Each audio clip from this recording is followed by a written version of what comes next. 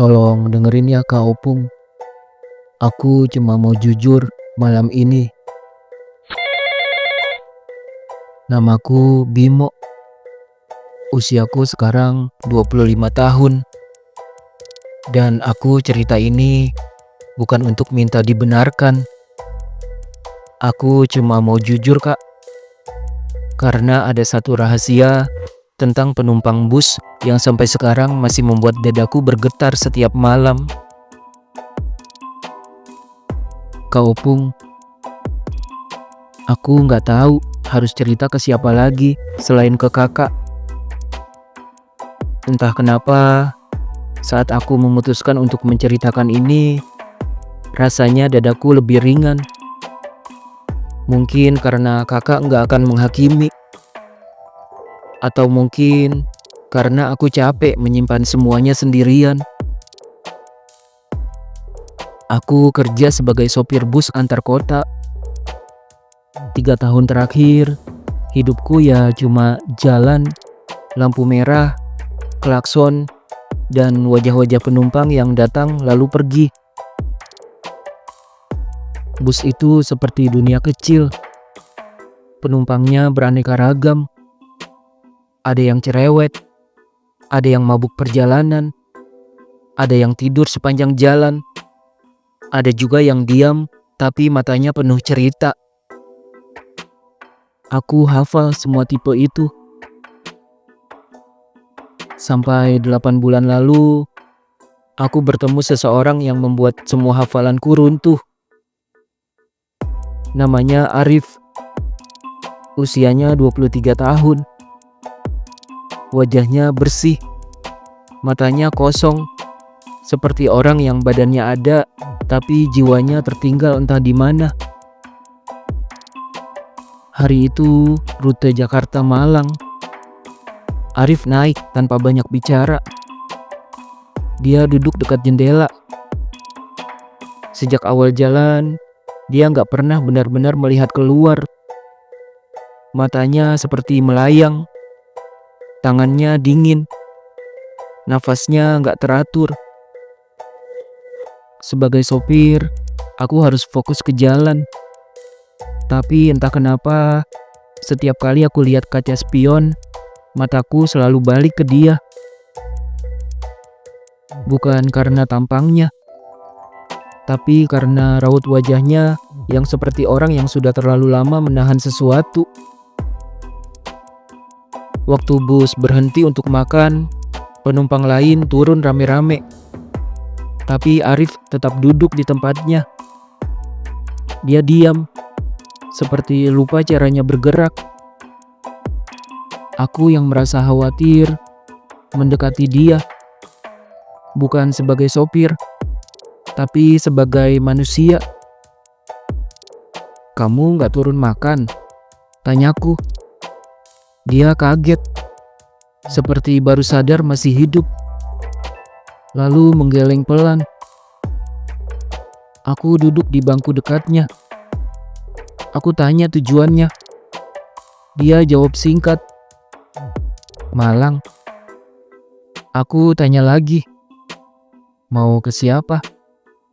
Dia terdiam lama, lalu berkata lirih, "Ayah." Kalimat itu sederhana, seperti orang yang gak yakin ayah itu masih mau ditemui.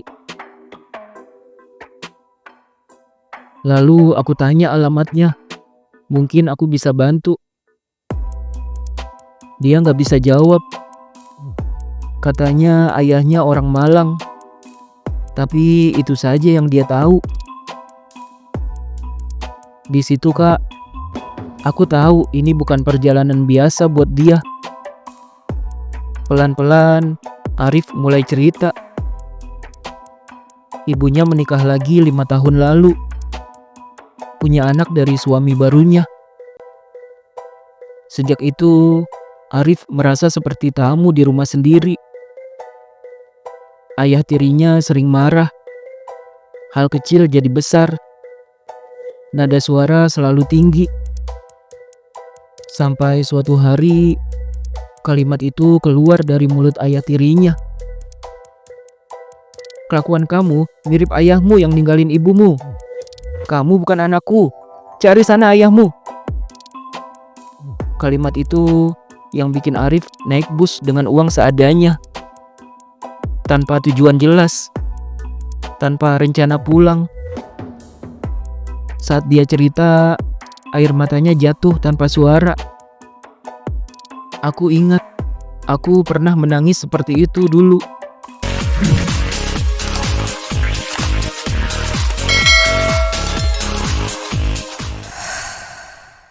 Dulu aku juga kabur dari rumah.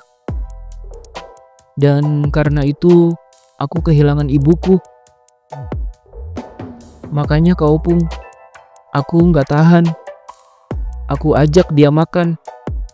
Bukan karena kasihan, tapi karena aku seperti melihat diriku sendiri di matanya. Setelah makan, aku tanya lagi, kamu mau lanjut ke Malang atau balik Jakarta? Dia menangis lebih keras. Katanya dia sebenarnya nggak tahu mau kemana. Pulang nggak mau, maju juga takut. Di situ ada sesuatu dalam diriku yang bergerak. Aku tawarkan rumahku. Rumah kecil, sederhana, tapi aman. Kamu bisa tinggal sementara di rumahku sampai kamu tenang. Arif memelukku. Refleks, tanpa izin, tanpa kata. Dan Kak, aku bergetar. Bukan jijik, bukan marah, tapi seperti ada listrik aneh di dadaku. Aku minta dia telepon ibunya. Aku ceritakan pengalamanku tentang penyesalan, tentang kehilangan yang datang terlambat. Ibunya menangis, minta Arif pulang, tapi Arif minta waktu. Lalu ibunya bicara denganku, memintaku menjaga Arif. Nada suaranya seperti ibuku dulu. Akhirnya aku pun berjanji pada ibunya. Sesampainya di Jakarta, Arif tinggal bersamaku. Dan sejak hari pertama, hidupku berubah. Dia bangun pagi-pagi sekali, lalu membuatkanku kopi, membersihkan rumah, masak dengan bahan seadanya, tapi rasanya seperti masakan rumah. Rumahku yang tadinya sepi, jadi hidup. Aku mulai kangen pulang, mulai cepat-cepat menyelesaikan rute, mulai tersenyum sendiri. Suatu malam, dia bersandar di bahuku. Aku deg-degan. Tanganku dingin. Di situ aku bilang, aku sayang dia. Aku bilang, aku pernah pacaran dengan perempuan. Aku normal.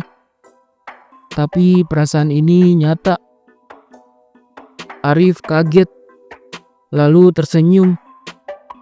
Katanya, dia sebenarnya sudah lama merasakan hal yang sama. Akhirnya kami berpacaran, diam-diam, sesama jenis, tanpa dunia tahu. Aku tahu risikonya, aku tahu konsekuensinya. Tapi Kak Opung, untuk pertama kalinya dalam hidupku, aku merasa pulang. Dan disitulah konflik sebenarnya dimulai. Kami hidup dalam bayangan. Takut dengan tetangga, takut dengan teman kerja, takut akan masa depan. Aku sopir bus, duniaku maskulin, banyak lelucon kasar, banyak pertanyaan kapan menikah. Arif selalu bilang, suatu hari aku mau berdiri di sampingmu tanpa sembunyi. Kalimat itu indah, tapi juga menakutkan. Karena aku tahu dunia gak selalu ramah pada kejujuran. Aku sering bertanya dalam diam, apa aku egois? Apa aku mencuri masa depan Arif? Tapi setiap kali aku ingin menjauh, Arif memelukku dan aku kalah. Itulah kisah hidup yang diceritakan oleh sopir bus tampan bernama Bimo. Bimo hanya ingin kisahnya didengar, karena tidak semua cinta lahir dari rencana. Sebagian lahir dari luka yang saling menemukan. Perjalanan itu dimulai dari satu kursi bus dan berakhir di tempat yang bernama keberanian. Kadang hidup mempertemukan kita dengan orang yang tidak pernah kita cari, tapi justru paling kita butuhkan. Jika kamu punya pendapat atau pernah berada di posisi Bimo atau Arif, tuliskan di kolom komentar. Cerita kamu mungkin berarti bagi orang lain. Jangan lupa tekan tombol like jika kisah ini menyentuhmu. Subscribe agar tidak ketinggalan cerita-cerita kehidupan lainnya.